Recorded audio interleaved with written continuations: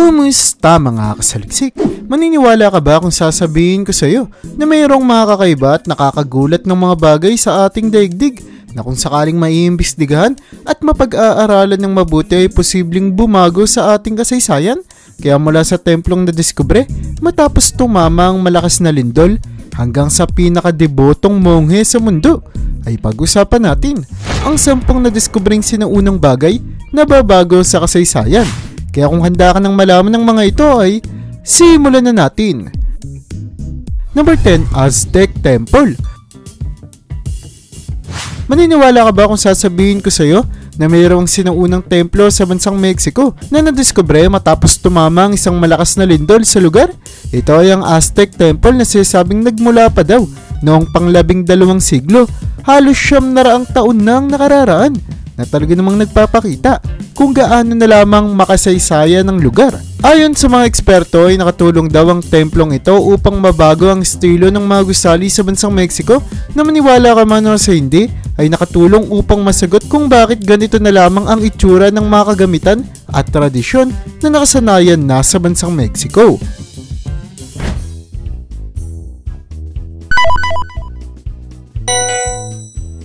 Number 9, Copper Scroll.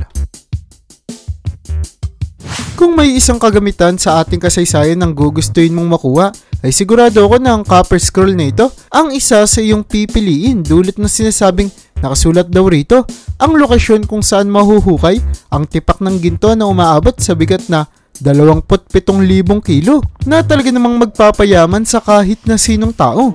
Nakasulat din sa scroll ang paraan para makapunta sa lugar na pinaglalagyan ng ginto, na nagpapakita lamang kung gaanong madaling yayaman ng taong makakakuha nito.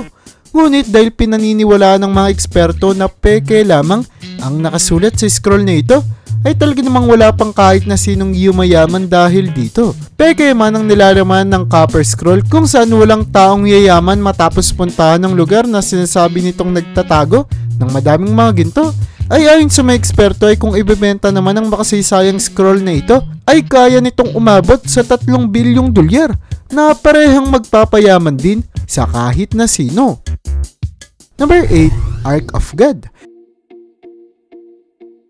Alam mo ba na mayroong isang banal na kagamitan na nakatago raw sa pinakagitnang bahagi ng templo sa Jerusalem sa bansang Israel, na tinuturing nilang pinakasigradong bagay sa lahat? Ito ay ang Ark of Covenant, na kilala din bilang Ark of God, na isang kahon na gawa sa kahoy na binabalot ng ginto na pinaglalagyan daw ng lumang tipan na pinagsulatan ng 10 utos ng Diyos na kanyang ibinigay kay Moises matapos niyang makita ang maling ginagawa ng mga Israelita.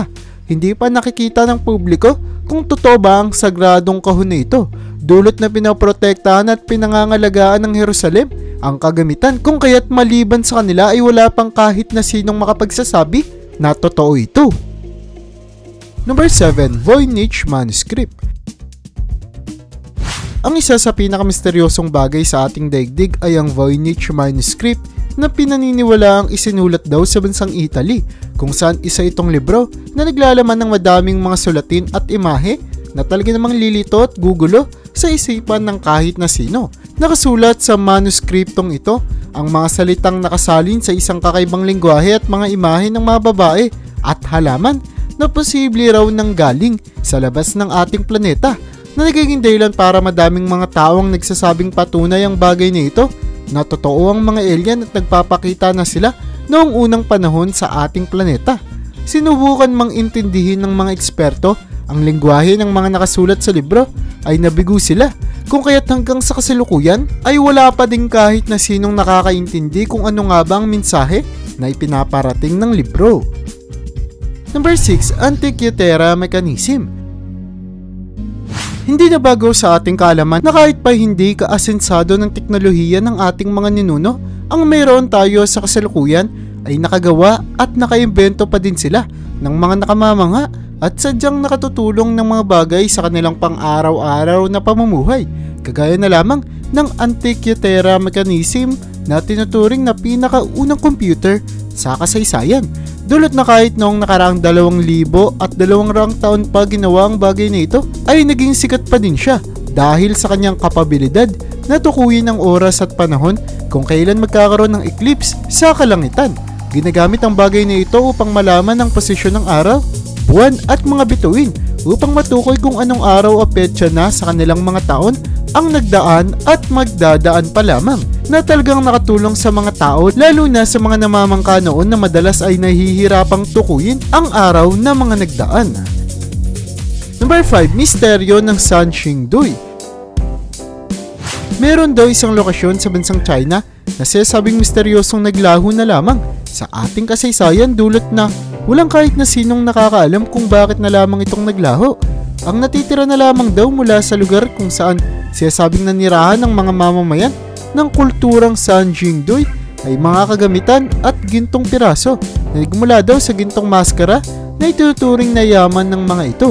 Ayon din sa mga eksperto, ay posibleng naglaho ang kultura ng Sanxingdui ay dahil sa digmaan o malakas na pagbaha. Ngunit dahil walang pruweba na nagpapatunay na katotoo nga ang mga ito, ay hindi pa din nabibigyang linaw ang misteryo tungkol sa nawawalang kultura sa China. Number 4. Kakaibang bagay sa ilalim ng karagatang Pasipiko. Hindi na bago sa ating kaalaman na may mga satellite sa ating kalawakan na ginagamit ng ating mga eksperto upang matanaw ang tsura ng ating planeta mula sa itaas. Pero lumaban na naging dahilan nito para makita ang madaming mga kakaiba at nakakagulat na mga diskubre sa ating daigdig. Isa sa nakakagulat na natuklasan ng mga satellite ay ang kakaiba at misteryosong bakas sa kailaliman ng karagatang Pasipiko na may haba na umaabot sa halos 3 milya na pinaniniwalaan ng marami na naiwan daw matapos may bumagsak ditong UFO noong unang panahon. Ayon sa mga eksperto ay posible daw na ginawa ang bakas na ito ng mga hayop o di kaya alon sa karagatan. Ngunit kahit na ito ang kanilang pinaniniwalaan ay wala naman silang pruweba na nagpapatunay dito, kung kaya't maaaring posible pa ding ang mga alien ang may gawa ng nadiskubre sa Pasipiko. Number 3. Pork luck. Alam mo ba na mayroong kagamitan sa ating kasaysayan na ginamit ng ating mga ninuno kung saan kahit pa may mukha itong kagaya sa hinihiwang karne ng baboy ay sadya namang nakatulong sa pamumuhay ng mga tao noon? Ito ang tinaguriang pork luck na ayon sa mga eksperto ay ginagamit daw ng mga sinaunang tao upang matukoy ang oras na maniwala ka man o sa hindi ay talaga namang mahirap alamin noon. Ang gamit ay agad ginawa ng mga eksperto mula sa mga pirasong kanilang nadiskubre tungkol dito, kung saan nakita nila na may disenyo itong katulad sa hinihiwang paa ng baboy na hanggang sa kasalukuyan ay hindi pa din natutukoy kung bakit. Number 2. Si Otzi. Familiar naman siguro tayong lahat na ang yelo at lamig ay may kakayanan na mag-preserve ng mga bagay o pagkain, pero alam mo ba na pati labi ng isang tao ay kaya nilang patagalin at protektahan sa pagkakaagnas? Ang isang halimbawa ng ganitong kakayanan ng yelo ay si Otzi na nadiskubre sa kabanduan ng bansang Austria, kung saan matapos pag-aralan ng kanyang bangkay ng mga eksperto ay natukoy na namatay siya halos 34,000 taon na ang nakararaan. Talaga namang gumulat sa lahat ng tao. Kasamang nadiskubre ni Otzi ang kanyang mga kagamitan na nagpapakita lamang kung papaano namuhay ang mga tao noong unang panahon na hindi may tatangging nakatulong sa pag-aaral ng mga eksperto patungkol sa mga sinaunang tao at ng kanilang pamumuhay. Bago tayo dumako sa una sa ating listahan ay gusto ko munang makita mo ang nadiskubreng bagay na tinatawag na Alyoshenka, kung saan ito raw ang bangkay ng isang sanggol na pinaniniwalaang premature noong siya ay pinanganak. Dahil dito ay namatay ang sanggol at naiwan ang kanyang labi na mayroong kakaibang itsura, kung saan mapapansin na malaki ang kanyang ulo, ngunit may payat na pangangatawan na naging dahilan para magmukha siyang parang alien, kung kaya't may ilang mga tawang nagsasabi na posibleng anak ng alien si Alyoshenka na kung sakaling maging totoo man ay talaga namang babago sa ating kasaysayan. Number 1. Kalansay sa loob ng statwa ng Buddha. Magaling ka ba sa tagu-taguan?